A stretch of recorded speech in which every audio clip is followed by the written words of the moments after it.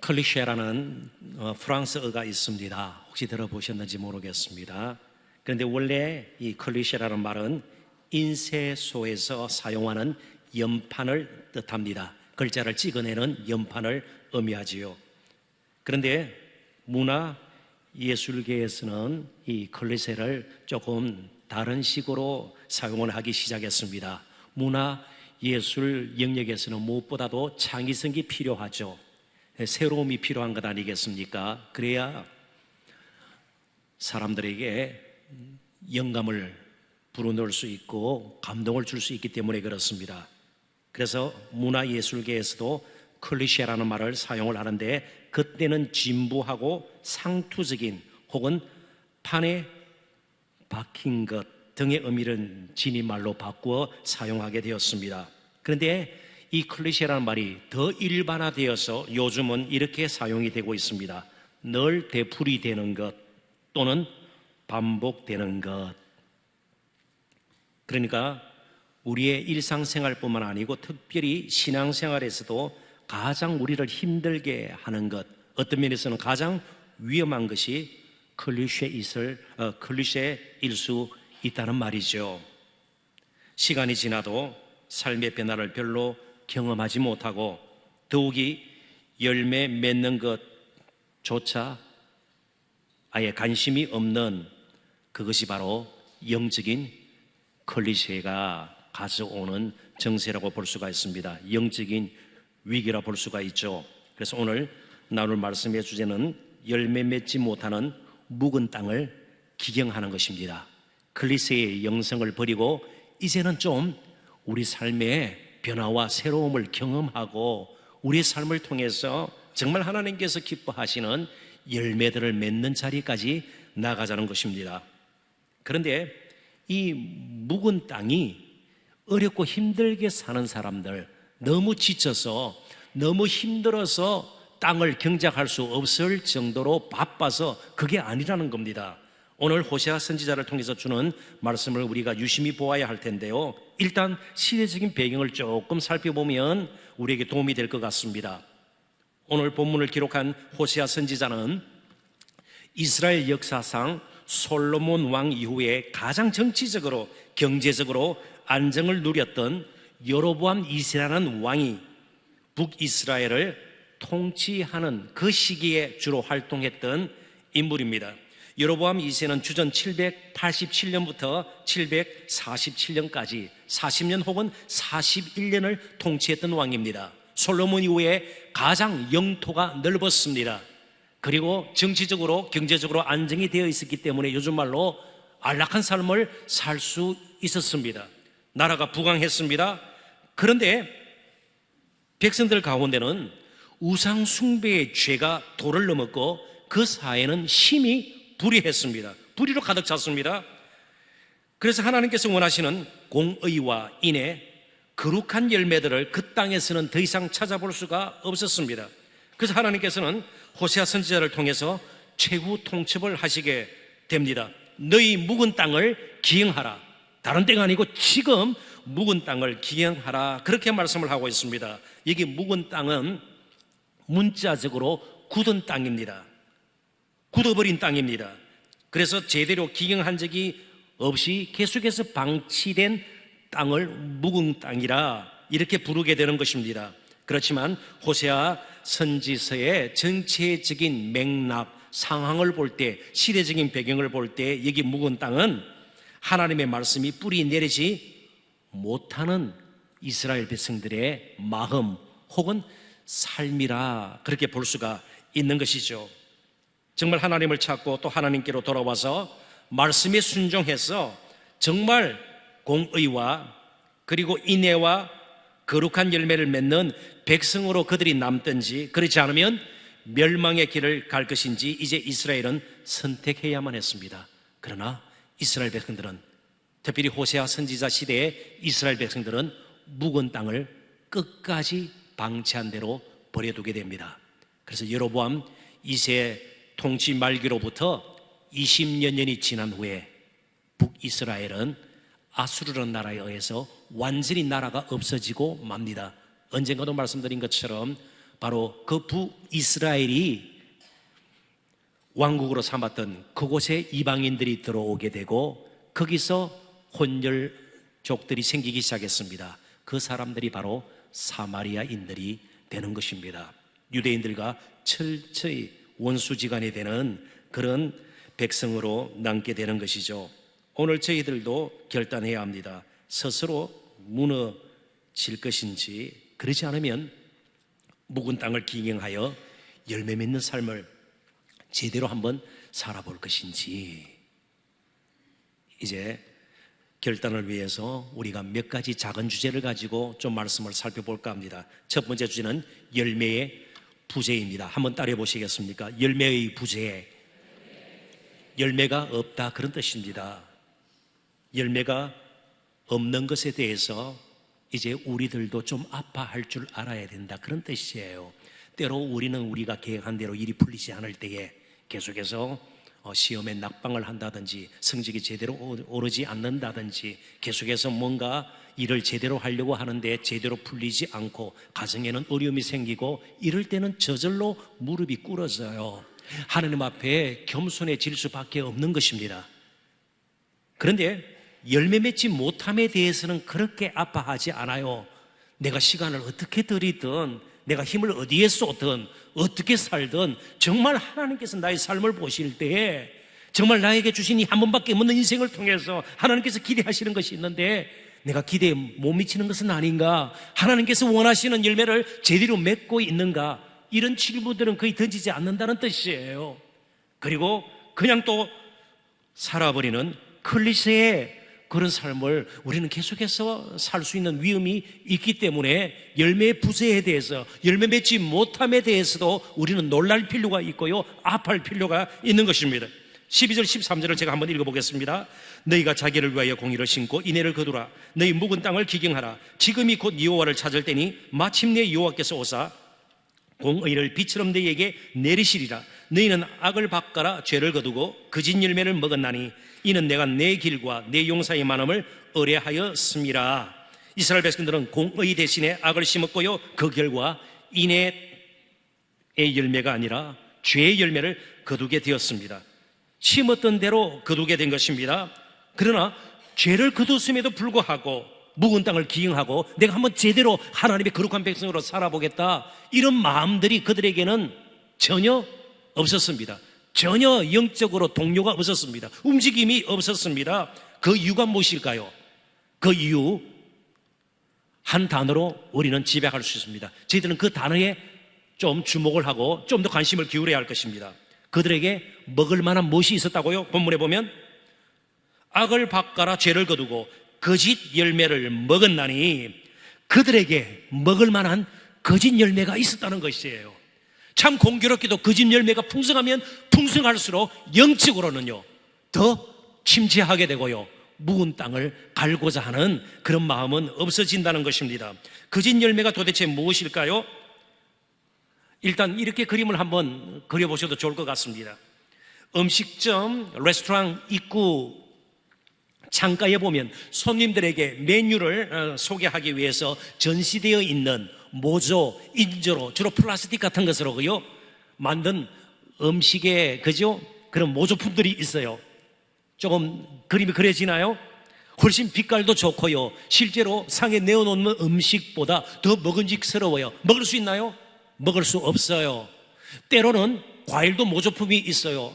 애들 돌잔치나 무슨 제사상이나 환갑잔치 이전에 할 때 보면 바나나 같은 거, 실제 바나나가 아니고 플라스틱으로 만든 거의 실제 바나나와 비슷한 모조 바나나, 모조 사과, 모조 파인애플. 그런데 그런 것은요 먹을 수가 없어요. 이게 문제예요. 근데 이스라엘 백성들은 먹는다고 그랬습니다. 그러니까 무화과, 또 포도, 올리브, 갈람 열매들, 먹을 수 있는 것들이에요. 많이 거두는 것이에요. 모조품이 아니에요. 자, 그렇다면 거짓 열매가 도대체 뭘까? 먹을 수 있는 것인데요, 사람이 먹어도 아무 지장이 없는 것이에요. 뭐 많으면 좋을 듯 그렇게 보이는 것들이에요. 그런데 왜 거짓이라는 말을 썼을까요? 속인다는 뜻이에요. 그러니까 이 거짓 열매는 하나님께서 기뻐하시지 않는, 그리고 원하시지도 않는 일을 행함으로 맺혀진 열매예요. 그러니까 사람 보기에는요, 굉장히 괜찮은, 먹을 수 있는 것이니까요. 그걸 많이 가지면요, 성공한 인생이라 그렇게 일컬음을 받을 수도 있지만, 하나님 보실 때는요, 하나님의 방식대로, 하나님의 말씀대로, 하나님께서 원하시는 그런 거룩한 일 가운데서 맺혀진 열매가 아니라는 겁니다. 하나님의 말씀 밖에서, 그래서 굳이 하나님을 모르는 백성들도, 불신자들도 맺을 수 있는 열매를 많이 맺는 것, 그게 거짓 열매예요. 거짓 열매가 바로 유혹이 되고요, 그것이 영적 위기를 가져올 수 있다, 그런 뜻입니다. 하나님과 아무런 관계없이 맺은 열매입니다. 그래서 스스로 만족하고 기뻐할 수 있는 열매입니다. 이런 열매가 풍성하게 존재하는 것이 사실은 영적인 위기입니다. 하나님을 신뢰하지 않아도 맺힐 수 있는 열매입니다. 내가 열심히 살면 되는 것이거든요. 굳이 하나님 말씀대로 내가 힘들고 어렵게 그렇게 말씀을 붙들고 하지 않아도 맺을 수 있는 열매예요. 성적이 올라갈 수 있어요. 좋은 직장에 취직할 수 있고요, 좋은 상대 만나 결혼할 수 있는 겁니다. 조금씩, 많이 말고 말이죠, 조금씩 속이면서 불을 쌓을 수도 있는 것이에요. 이게 거짓 열매라는 것입니다. 이 거짓 열매가 풍성해지려면 결국은 우상 숭배를 해야 합니다. 왜요? 하나님 방식대로 살면 그렇게 사라질 수가 없는 것이죠. 교회도 이런 거짓 열매를 맺을 수 있습니다. 어떻게든 하나님의 방식이 아닌, 하나님의 말씀이 아닌, 성령께서 이끄시는 것이 아닌 사람에게 감정적으로 충동을 할 수 있고요, 도전할 수 있어요. 그래서 큰 교회를 이루고 성공적인 목회로 뽐낼 수 있지요.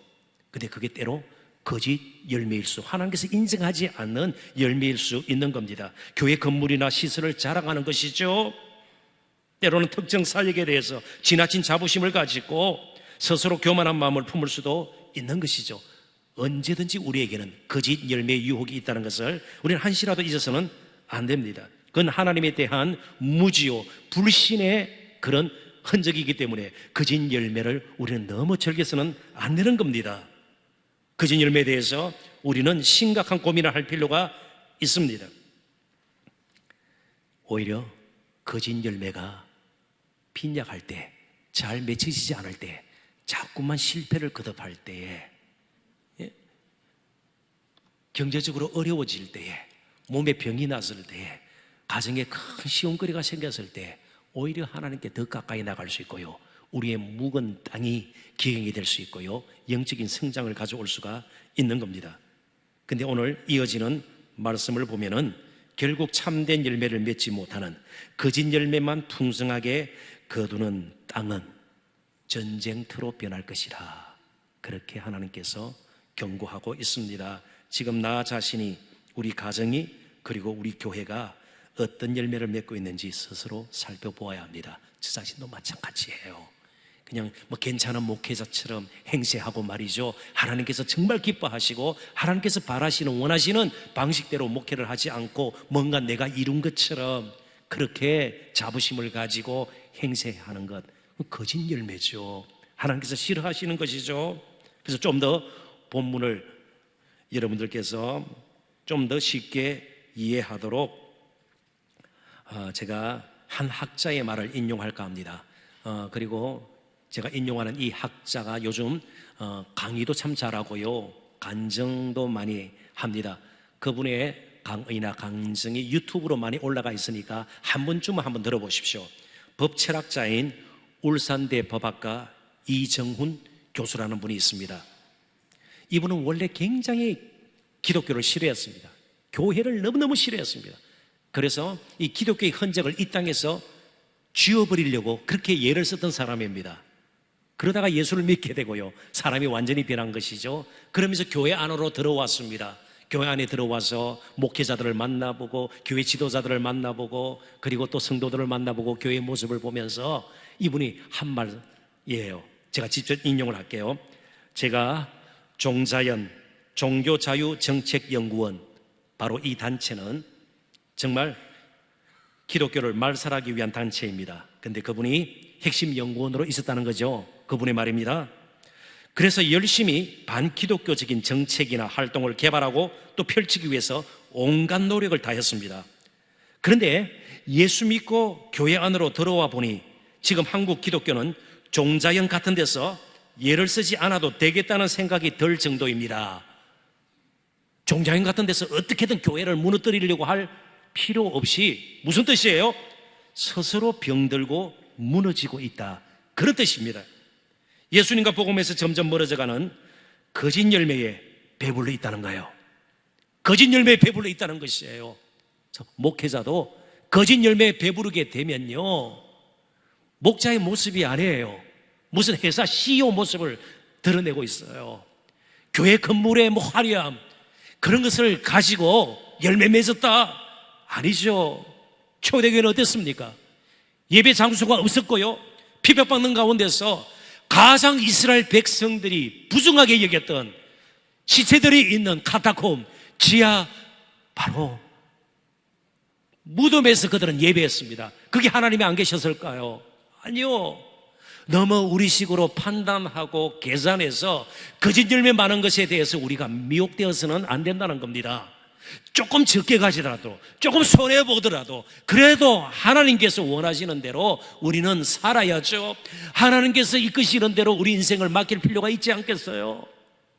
그럴 때 하나님께서 우리 인생을 책임지고 끝까지 우리를 이끌게 될 것입니다. 하나님께서 원하시는 공의와 거룩에 이스라엘 백성은 전혀 관심이 없었습니다. 열매를 맺지 못함에도 불구하고 전혀 마음에 부담을 느끼지 않았습니다. 이게 영적으로 병든 것이에요. 이게 영적인 위기죠. 열매 맺지 못함에 대한 회개가 정말 저 자신으로부터 여러분들 이르기까지 어느 때보다도 필요합니다. 팀 켈러 목사님, 제가 자주 인용합니다. 그분이 회개에 대해서 이렇게 정의를 내렸습니다. 한번 들어보십시오. 회개는 하나님 외에 다른 무언가에서 소망과 의미, 안전을 추구했다는 고백이다. 하나님 외에 다른 무엇, 그것이 물질일 수도 있고 돈일 수도 있고요, 나의 어떤 커리어일 수도 있고요, 스펙일 수도 있고요, 다른 사람의 평판일 수도 있어요. 그게 내 인생의 의미와 가치를 부과하면 안 된다는 겁니다. 오직 나를 있게 하신 하나님, 예수 그리스도와 그의 은혜가 나의 아이덴티티, 나의 정체성을 결정하는 것이지 다른 것이 나를 결정해서는 안 된다는 겁니다. 그러지 않으면요, 자꾸 거짓 열매 많이 맺으려고 우리는 예를 쓰게 될 것이에요. 하나님 필요 없어요. 무슨 기도가 필요하고 하나님 말씀이 필요하겠어요? 왜 거룩이 필요하겠어요? 왜 양심을 지켜야 하나요? 거짓된 열매를 많이 맺으면 될 것 아니겠습니까? 그러면 사람들이 인정해 줄 것 아닙니까? 성공한 사람이라 사람들이 칭찬하고 갈채를 보내지 않겠습니까? 아닙니다. 나의 정말 인생의 소망과 의미, 안전을 누구에게 두고 어디에 정말 내 인생을 맡기는가? 이게 중요한 문제죠. 이스라엘 백성들도, 그리고 우리도 이제는 거짓 열매를 먹고 살도록 부름받은 자들이 아님을 알고 이제 우리의 묵은 땅을 정말 기경할 필요가 있는 겁니다. 그래서 우리에게 두 번째 필요한 것이 변화의 열정이에요. 변화의 열정. 내가 변화해야 되겠다. 이런 식으로 더 이상 살고 싶지 않다. 클리셰의 삶을 살고 싶지 않다. 날마다 진부한 상투적인 판에 박힌, 거기서 벗어나 정말 우리 가운데서 언제든지 새로운 일을 이룰 수 있는 예수 그리스도 안에서 이제 우리가 꿈을 꾸고 비전을 불태우고 그렇게 한번 살아봐야 되겠다. 이런 열정이 우리에게 필요해요. 결단이 필요해요. 12절 우리 같이 한번 읽어보도록 하십시다. 다 같이 읽습니다. 너희가 자기를 위하여 공의를 심고 인애를 거두라. 너희 묵은 땅을 기경하라. 지금이 곧 여호와를 찾을 때니 마침내 여호와께서 오사 공의를 빛처럼 너희에게 내리시리라. 아멘. 이스라엘 백성들의 삶은 하나님의 말씀으로 경작하는 삶이 아니었습니다. 그들의 정말 원하는 대로 거짓 열매를 많이 맺기 위해서 그들의 욕심대로, 심지어 우상숭배의 죄에 깊이 빠진 가운데서 그렇게 살았습니다. 한두 번 그렇게 산 것이 아닙니다. 계속해서 그렇게 살았습니다. 오늘날 교회를 다니지만 계속해서 묵은 땅을 방치한 가운데에 단순히 거짓 열매를 많이 맺기 위해서 계속해서 그렇게 사는 분들이 한둘이 아님을 우리들은 알고 있습니다. 나 자신일 수도 있습니다. 그 누구도 손댈 수 없는 자신만의 영역이 묵은 땅이 될 수가 있습니다. 버리지 않은 잘못된 습관이나 전통, 언제든지 문제가 될 만한 취미, 혹은 자신만이 옳다고 가지고 있는 신념이나 영성 같은 것들이 우리의 묵은 땅이 될 수가 있습니다. 하나님의 은혜가 젖어들기 힘든 땅이 바로 묵은 땅입니다. 은혜의 비가 내려도 선보들지 않는 바로 굳은 땅이죠. 그런 마음입니다. 그런 삶입니다. 그래서 우리는 힘들지만 지금 그 묵은 땅을 기경해야 합니다. 아직과 독선의 그리고 평경의 묵은 땅을 기경해야 합니다. 세속적이고 자기중심적인 욕망으로 굳어진 묵은 땅을 기경해야 합니다. 묵은 땅을 기경해서 공의를 심고 많은 사람들에게 인애, 사랑, 자비, 은혜의 열매를 베풀고자 하는 마음을 이제 우리는 가져야 합니다. 그러려면 변화의 열정을 우리는 계속해서 불태워야 합니다.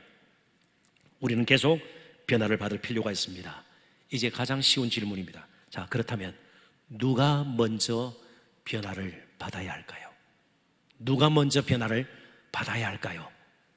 어디서부터 바뀌어져야 할까요? 이 심각한 질문을 우리가 좀 더 고민해 보도록 하십시다. 그래서 제가 책 한 권을 소개하고 그 책에 사실은 소설입니다. 책에 나와 있는 내용을 잠시 우리말로 다시 풀이를 해서 소개할까 합니다.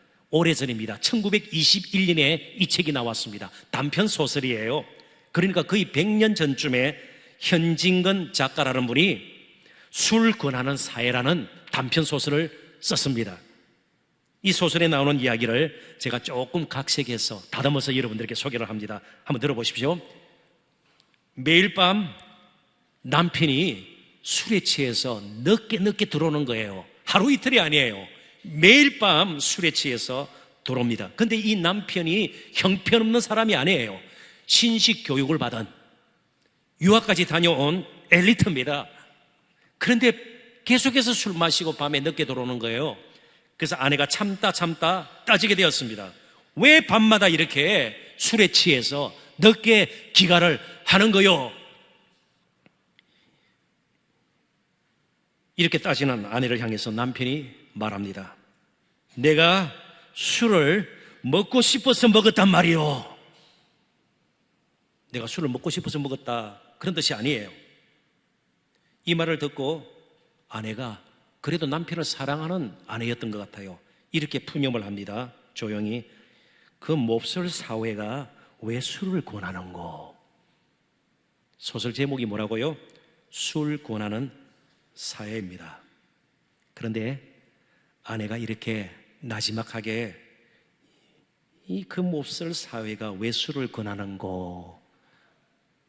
푸념을 털어놓으면 남편이 술을 끊겠습니까? 조금 더 극적으로 한번 풀이를 해보죠. 정말 막 큰 소리로 외치면서요. 외치면서 이 형편없는 못쓸 사회가 왜 우리 남편에게 술을 권하는고? 그러면 사회가 움찔하면서 남편으로 하여금 술을 끊게 만들까요? 사실은 술 권하는 사회, 현진건 작가가 그리고 있는 이 술 권하는 사회는 일제 통치하에 있었던 우리나라의 형편을 의미합니다. 자, 그렇다면 어쩌다가 우리나라가 나라까지 빼앗기고요, 일제 치하에 들어갈 수밖에 없었나요? 힘이 없었기 때문이에요. 나라를 다시 찾고 술 안 마시려면요, 이런 엘리트들이 힘을 얻어야죠. 술을 마실 것이 아니라, 자, 이해가 되시나요? 무엇이 먼저 변해야 되나요? 술 권하는 사회예요. 술 마시는 이 남편이에요. 술 마시는 남편이에요. 술 마시는 남편이 술을 끊고 책을 한 권이라도 더 보고, 지금은 암울한 가운데 있지만 조국을 위해서 이제는 내가 한번 일어서야 되겠다, 술 권하는 사회에 탓을 돌릴 것이 아니라 밤마다 술 마시는 이 남편이 술을 끊고 정신을 차리고 이제 새롭게 시작을 해야 된다, 그 뜻이에요. 물론 우리 사회가 여러 가지 어그러지고 형편없는 부분이 있어요. 불의한 시스템 제도들이 있어요. 그럼에도 불구하고 저와 여러분이 먼저 거룩한 권능을 회복해야 되는 것이에요. 하나님의 은혜를 잊고 하나님께서 주신 비전을 가지고 살 필요가 있는 것이에요.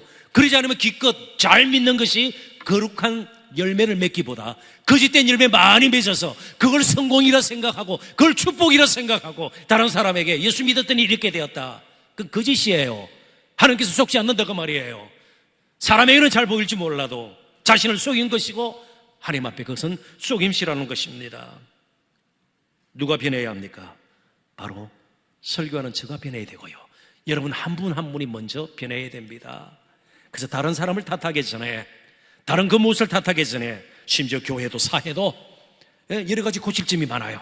변화를 받아야 돼요. 그럼에도 불구하고 출발은 나 자신의 변화여야 합니다. 나 자신의 변화부터 진정한 변화가 시작될 수 있는 겁니다. 그래서 성경은 변화에 필요한 것을 세 가지 우리에게 말씀해 주고 있습니다. 이 세 가지가 고루 갖춰져야 진정한 변화가 일어난다는 겁니다. 시간이 없기 때문에 성경 구절들은 제가 인용하는 거 그냥 생략하고 지나가겠습니다. 첫 번째는 은혜의 지속적인 공급이 있어야 합니다. 우리 힘으로는 아무리 버텨도 안 돼요. 하나님께서 은혜를 주셔야 합니다. 그래서 우리가 기도하게 되는 것이에요. 말씀을 들어야 되는 것이에요. 우리에게 교제가 필요한 것이에요. 조언이 필요해요.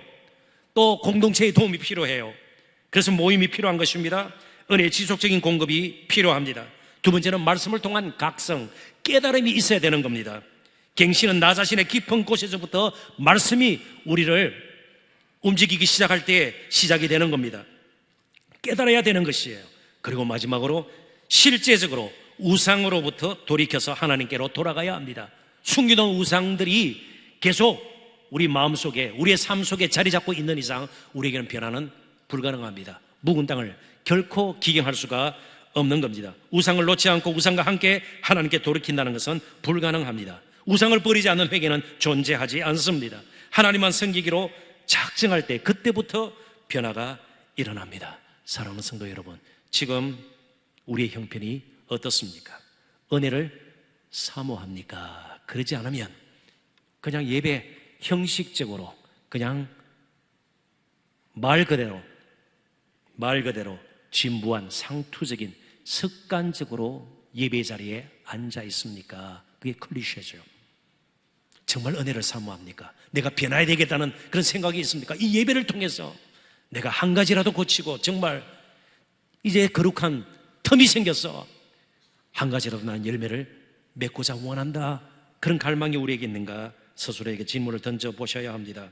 말씀을 통해서 내가 더 이상 이렇게 살아서는 안 되겠다, 시간은 자꾸 가고 나이는 들고 이제 육신적으로도 쇠퇴하는 가운데 계속해서 내가 이런 식으로 살아야 되겠는가 질문을 던져보아야 합니다. 다른 사람은 모르지만 내가 알고 있는 숨겨놓은 우상들, 그것 때문에 발목이 잡히고 하나님을 향한 마음을 빼앗기는 그런 우상들이 있다면 우리는 버리는 작업을 이제는 시작해야 합니다. 두려워하지 말고 우상을 버려야 합니다. 하나님께서 분명히 책임지신다는 확신을 가지고 우리는 변화를 두려워해서는 안 될 것입니다. 묵은 땅을 기경하는 결단이 필요하죠. 이제 다시 한번 세 번째 결론적인 강조를 하고 말씀을 맺고자 합니다. 그렇지만 결국은 은혜를 받아야 합니다. 하나님께서 도와주셔야 돼요. 우리 의지만으로, 결단만으로는 묵은 땅을 기경할 수가 없습니다. 그래서 제가 이제 결론 삼을 것이 무엇인지 이제부터 조금만 더 말씀을 우리가 더듬어 가도록 하십시다. 12절이 말씀하는 것처럼 이스라엘 백성들은 하나님을 찾아야 합니다. 우상을 버리고 이방왕들을 찾지 않고 이제는 하나님께 나가야 합니다. 우상이나 이방왕들은 공의를 비처럼 내릴 수 있는 능력이 없기 때문에 그렇습니다. 진정으로 우리를 위하고 우리를 사랑해서 끝까지 책임지실 분은 하나님밖에 없습니다. 13절 다 같이 한번 읽어보도록 하십시다. 다 같이 읽습니다. 너희는 악을 밭가라 죄를 거두고 거짓 열매를 먹었나니 이는 내가 내 길과 내 용사의 만함을 의뢰하였음이라. 아멘. 여로보암 시대 이스라엘 백성들은요 계속 자기의 길을 갔습니다. 여기 길, 내 길, 히브리어로 데렉이라는 이 말은 학개서에는 행위로 번역이 되어 있습니다. 그러니까 단순히 마차가 가는, 말이 가는 그런 사람이 걸어가는 그 길뿐만 아니고 내 길과 자신이 정해놓은 어떤 행위, 생활 습관, 삶의 방식, 그것을 의미하는 것이 델렉이에요. 그러니까 지금까지도 바꾸지 않고 걸어왔던 나름대로의 인생의 길이 있어요. 지금도 바꾸지 않고 내가 가지고 있는 삶의 방식이 있어요. 태도가 있어요. 앞으로도 그렇게 걸어간다는 겁니다. 바꾸지 않는다는 것이에요. 그리고 용사의 마음은 철저하게 인간적으로 하나님을 등지고 인간의 모든 수단 방법을 강구했다, 그런 뜻입니다. 그런 가운데서 이제 그들은 결국은 그들의 묵은 땅이, 그리고 이스라엘 땅이 전쟁터가 변하는 그 참혹한 경험을 할 수밖에 없었습니다. 14절 15절 제가 읽어볼게요. 그러므로 너희 백성 중에 요란함이 일어나며 전쟁이 이제 일어났습니다. 막 이제는 우왕좌왕하게 되었습니다. 정신을 못 차리게 되는 것이에요. 만약 전쟁이 일어나면 우리나라 그럴 겁니다. 그죠? 그렇지 않겠어요? 주식 많이 가진 사람, 집 여러 채 가진 사람 정신이 없을 거예요. 이제 큰일 났다. 어떻게 하지? 어떻게 하지? 예? 요란함이 일어나며 내 상성들이 다 무너지되 의지했던 산성들도 다 무너지고요. 살만, 누군지 확실히 모르겠습니다. 아수르 왕인 살만 에셀로 해석하기도 하고요. 모압 왕 살만으로 해석하기도 합니다. 누구든 살만이 전쟁의 날에 벳아원을 무너뜨린 것 같이 이전에 이스라엘 사람들이 경험했던 처참한 전쟁을 다시 떠올리게 합니다. 그런 전쟁이 일어나서 그때에 어머니와 자식이 함께 부서졌도다. 너무나도 처참한 겁니다. 어머니와 자식이 한 가정이 완전히 무너지는 것을 보게 됩니다. 너의 큰 악으로 말미암아 베델이 이같이 너에게 행하리니. 이상한 표현입니다. 베델이 어떤 곳입니까? 이스라엘 백성들에게는 잊을 수 없는 곳이에요. 그들의 조상인 야곱이라는 이름이 이스라엘로 바뀌면서 이스라엘 족속이 생겼습니다. 야곱이 하나님을 광야에서 만났던 장소, 바로 그래서 벳엘은 벳엘, 하나님의 집이라 칭하면서 베델은 이스라엘의 전통이 섬에서 있는 곳이에요. 잊을 수 없는 신앙의 중심지예요. 그런데 베델이 이같이 너에게 행하리니, 사실은 베델에도 이런 일이 있을 것이다, 그런 뜻이에요. 이런 처참한 전쟁이 다가와서 어머니와 자식이 함께 부서지는 일이 일어날 것이다, 그런 뜻이에요. 그러니까 베델은 안전한 곳으로 생각했던 그런 장소예요. 왜요? 하나님의 집이니까. 하나님이 지켜주시지 않겠는가? 그럴 수 없다는 겁니다. 베델도 무참하게 무너질 것이고요. 이스라엘 왕이 새벽에 정령 망하리로다. 왜 새벽이라는 말을 썼을까요? 역시 이스라엘 백성들에게 새벽은 하나님의 도우심이 있는 시간이에요. 새롭게 출발할 때 하나님께서 도우셔서 은혜 나눠주셔서 오늘도 하루를 힘있게 시작합니다. 그게 새벽 시간이에요. 실제로 이스라엘 백성들이 애굽을 이제 떠나서 광야로 들어갈 때에 홍해를 만났습니다. 바로의 군대가 쫓아왔을 때에 하나님께서 홍해를 가르시고 이스라엘 백성들은 건너가게 하시고 바로의 군대는 멸절시켰던 그 시간이 새벽이에요. 그래서 이스라엘 백성들에게는 새벽은 하나님께서 도우시는 시간이에요.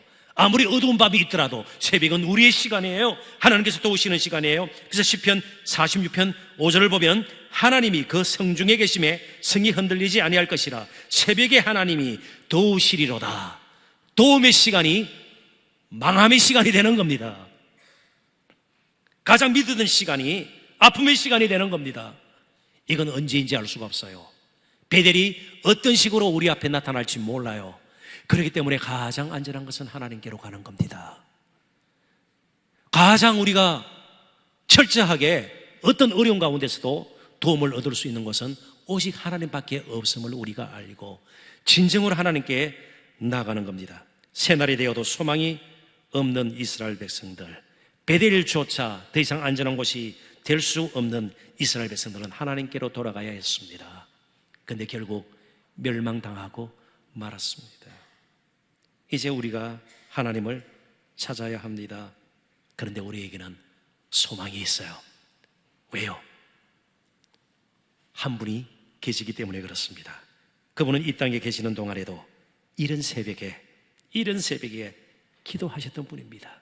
잃어버린 영혼들, 한 영혼도 잃지 않으려고 끝까지 하나님의 뜻을 이루시려고 때로는 밤을 새워서 기도하셨고 새벽 미행에 기도하시고요. 지금도 하나님 보좌 우편에서 연약한 저희들을 위해서 기도하시는 분이세요. 그리고 우리의 구원을 위해서 자신의 몸을 십자가에 못 박히도록 내어주셨던, 지극히 우리를 사랑하셔서 참으로 대속의 죽음을 죽으셨던 그분, 이제는 이른 새벽에 죽은 자 가운데서 부활하셔서 지금도 우리와 함께 하시는 영원한 임마누엘, 하나님이 우리와 함께 하시는 그분, 바로 그분이 진정한 베델입니다. 그분이 진정한 하나님의 집이에요. 참된 평강과 안식이 예수 그리스도 안에 있습니다. 그리고 그분이 우리를 언제든지 도우실 수 있는 새벽별이 됐습니다. 모닝 스타, 새벽별이 됐어요. 언제든지 우리를 지키시는 새벽별이 되셔서 우리가 어두운 길을 가는 동안도 그분은 우리를 잊지 아니하시고 은혜와 사랑으로 우리를 이끄실 수 있는 분이십니다. 그분이 오늘 우리를 초청하십니다. 묵은 땅을 기경하라.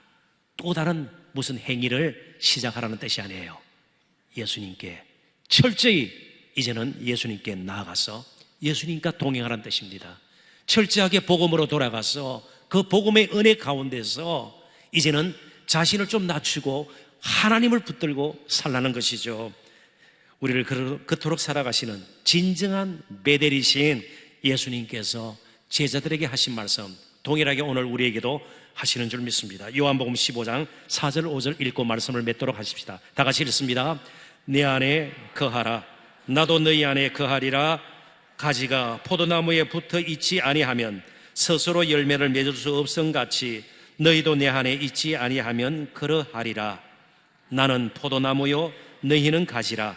그가 내 안에 내가 그 안에 거하면 사람이 열매를 많이 맺나니 나를 떠나서는 너희가 아무것도 할 수 없음이라.